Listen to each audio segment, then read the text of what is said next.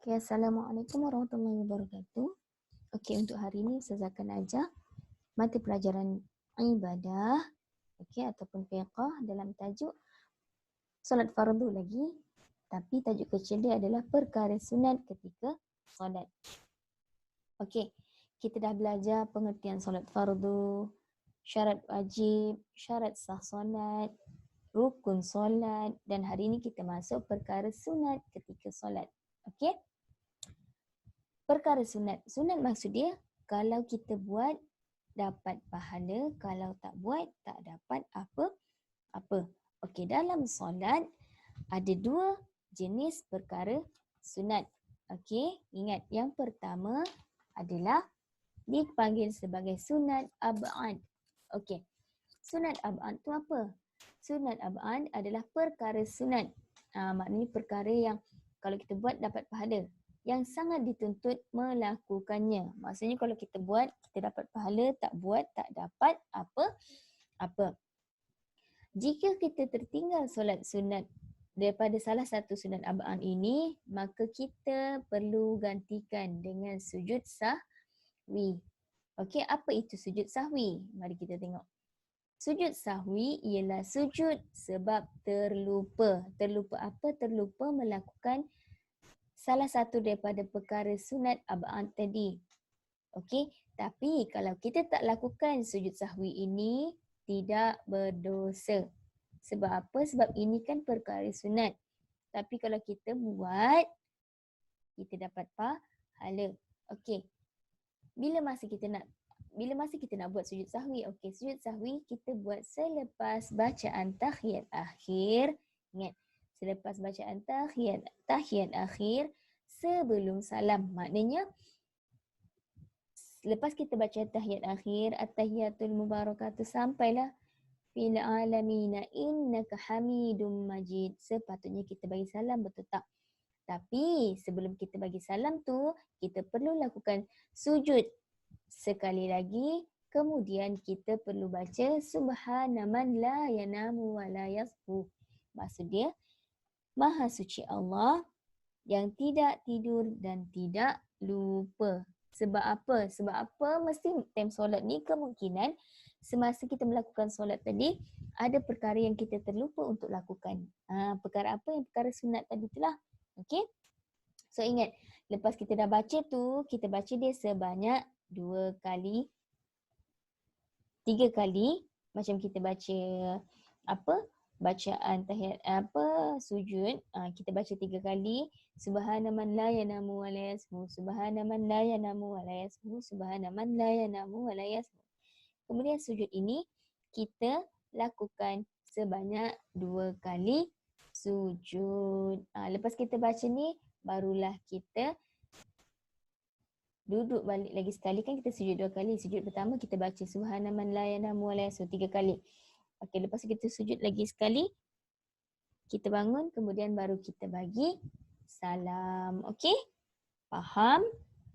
Okey, itu adalah maksud sujud sahwi. Ingat, sujud sahwi ialah sujud sebab terlupa. Terlupa apa? Terlupa untuk melakukan salah satu daripada perkara sunat ab'ad. Okey. Jenis sunat yang kedua pula adalah sunat hayat. Apa itu sunat hayat? Ialah perkara sunat yang dilakukan bagi menyempurnakan solat. Okey?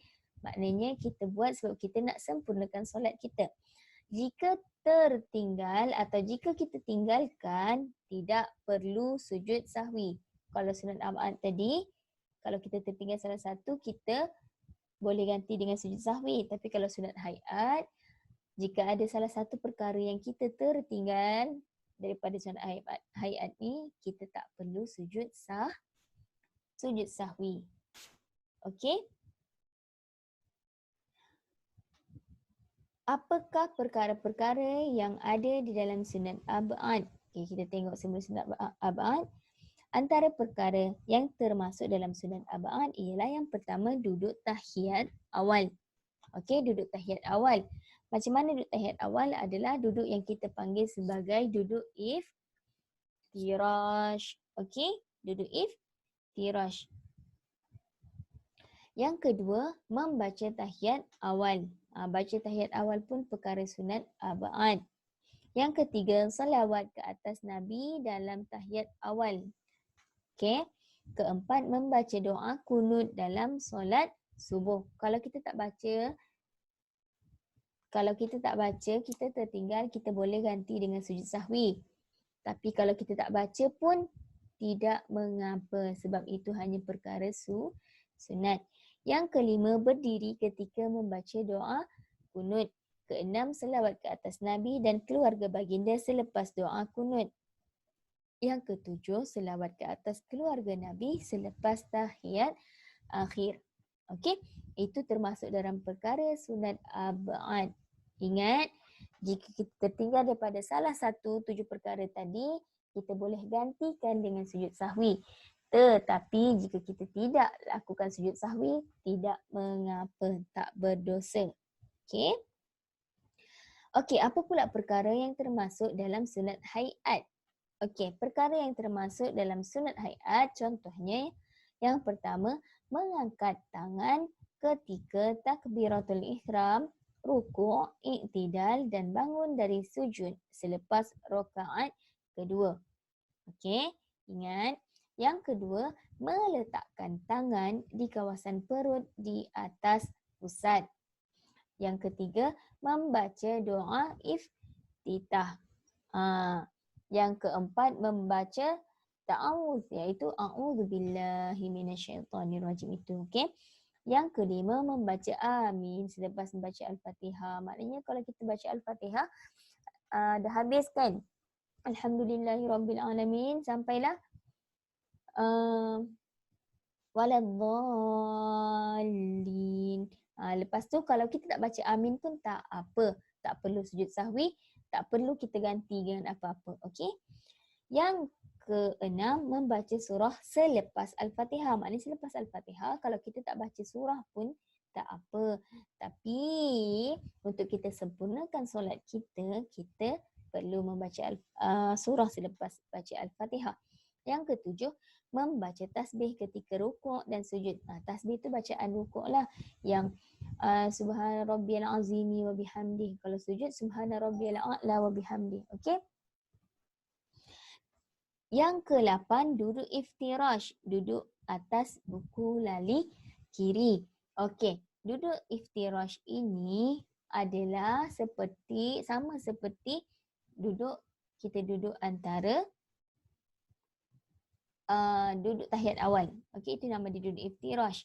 Okey, duduk seperti ini. Kalau kita duduk dalam dalam duduk antara dua sujud, kita lebih afdal. Afdal maknanya lebih baik kita duduk antara dua duduk seperti duduk tahiyat awal iaitu duduk iftirash. Tapi kalau dalam masa kita baca masa kita duduk antara dua sujud, kita duduk yang kita lipatkan kaki kita pun tak apa, tapi lebih afdal iaitu lebih baik duduk iftirash. Okey? Dan yang terakhir adalah salam kedua. Okey, mari kita tengok duduk iftirash itu bagaimana. Okey, duduk iftirash ini sama seperti duduk tahiyat awal. Yang mana duduknya seperti ini. Kaki kanan, jari-jari perlu dilipatkan menghadap ke kiblat. Jari kaki kanan dan kaki kiri.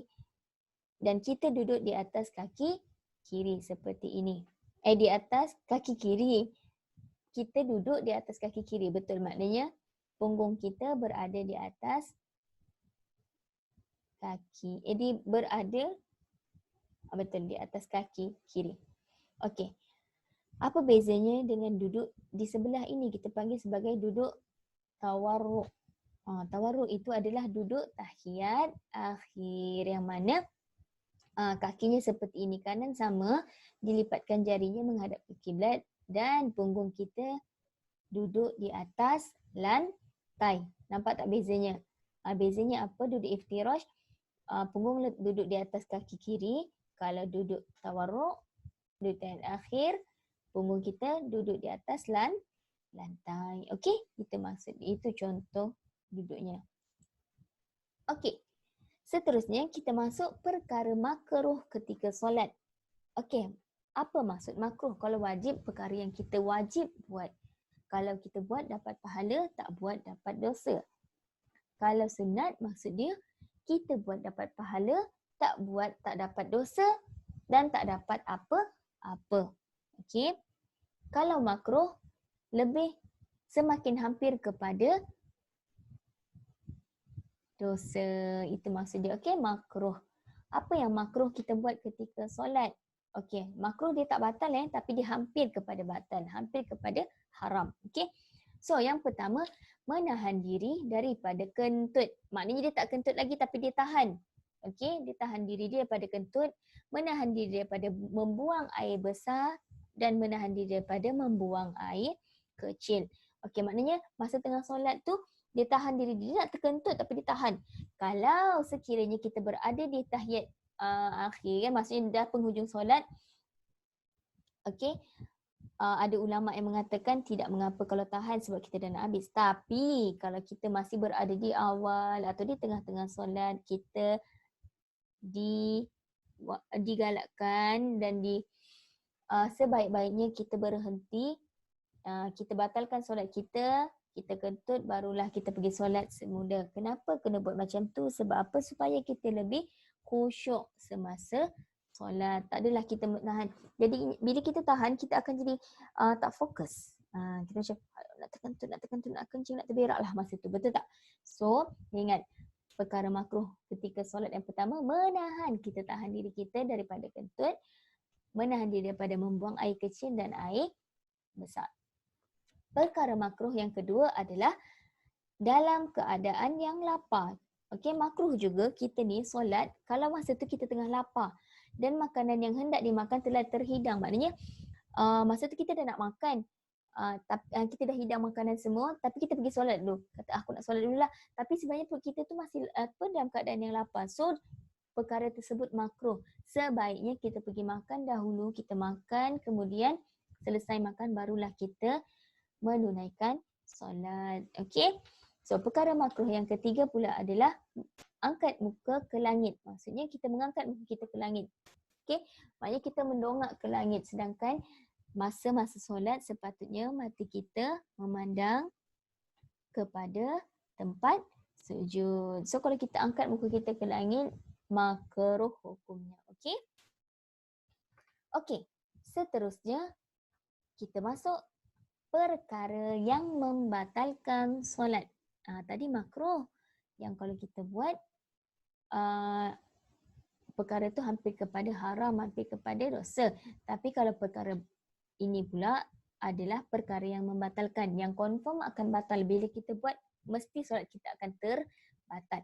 Yang pertama, ada najis, iaitu terdapat najis pada badan atau pakaian dan juga tempat solat kita. Ingat, jika terdapat najis maka solat kita pun terbatal. Okey, najis adalah perkara kotor yang menyebabkan terbatalnya solat. Okey. Yang kedua, membuka aurat. Tengah-tengah solat tu kita buka kita garuk, contohnya kita selak kita punya kain sampai ternampak apa ke, contoh. Okey. Okey, itu maksudnya membuka aurat. Yang ketiga, berhadas. Okey, berhadas maksudnya dalam keadaan yang tidak suci, dalam keadaan hadas kecil ataupun hadas besar.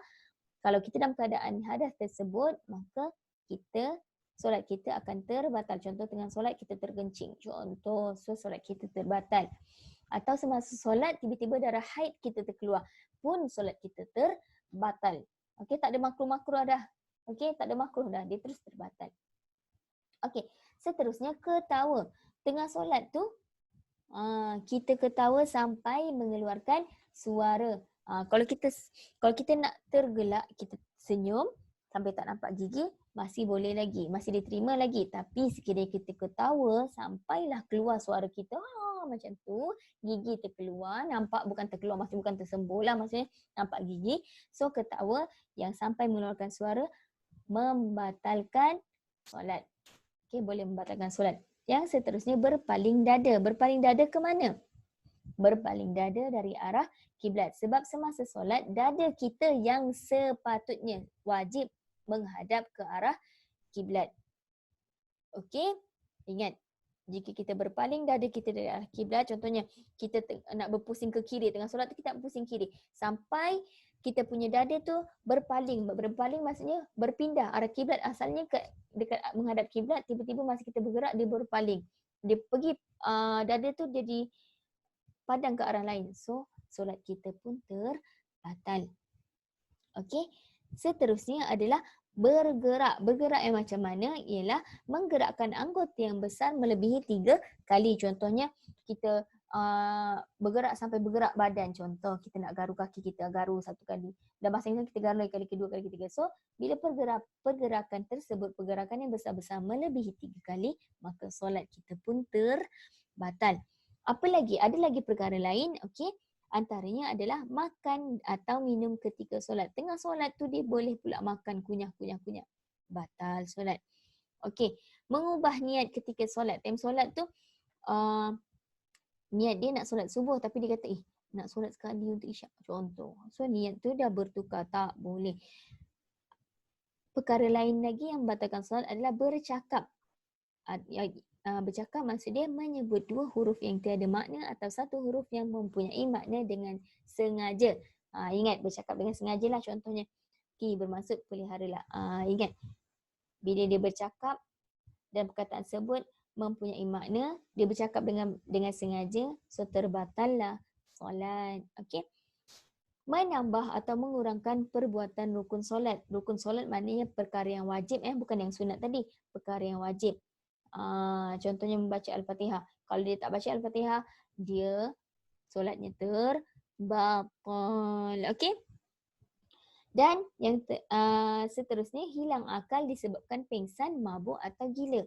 So kalaulah tengah-tengah solat tu tiba-tiba dia pengsan, so solat pun terbatal. Dan yang terakhir, murtad. Sekiranya masa tengah solat tu dia Islam, tapi masa solat tengah-tengah solat tu dia kata dia nak keluar daripada Islam sebab dia kata penat nak solat contoh.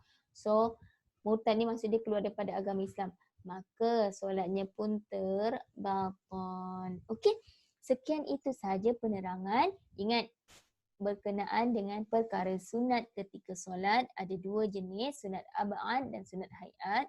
Apa itu sujud sahwi, apa bacaannya, apa perkara makruh ketika solat dan perkara yang membatalkan solat. Sekian itu sahaja. Terima kasih. Assalamualaikum.